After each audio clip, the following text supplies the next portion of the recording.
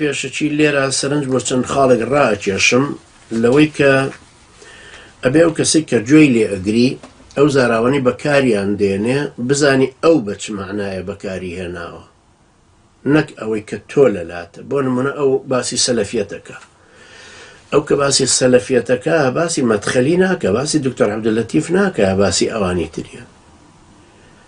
سەلەفیەت ئەو بە زیهنی سەلەفیەتی باسیەکە، یعنی ڕابردوو خواز باسەکە، ئەگەر بیکەم بە کوردیەک بۆ شێوێ.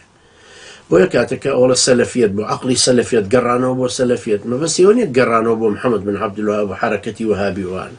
ئەو پێش محەممەد بن عەبدولوهاب و ئیبن تەیمیەش هەر پێ سەلەفیەتەکەیە. تەبعاً ئەنجا سەلەفیەت لە زاراوەی غەرب و لە زاراوەی ئەم عەلمانیا کە بەکاری دێنن، یعنی چەقبەستوویی، دژی کرانەوە عەقڵ گەرایی. ئەوە مەسەلەن لەمە ئاگادار بی. ئەنجا کە مەسەلەن نقطەیەکی تر باسەکە کە ئەوەڵێ فەساد، مەسەلەن 800 ملیار دۆلار سەرف بووە بۆ فەساد. فەساد لای ئێمە بە معنای فەسادی ئەخلاقیە، داوێن پیسی. ئەو وشە عەرەبیەکەیە کە بەسەر یازاڵبەتۆ بەکاری دێنێ فەساد، یعنی فەسادی ئیداری، یعنی گەندەڵی. بۆیە لەوە ژواتیە نەگەین، یعنی عەقڵمان بە شوێنێکی ترا مەسەلەن بڕوا وابزانین ئەو باز لەوەکە کە ئەو ئیشێکی خراپەکە بۆ فەسادی ئەخلاقی سەرف بوو بێ.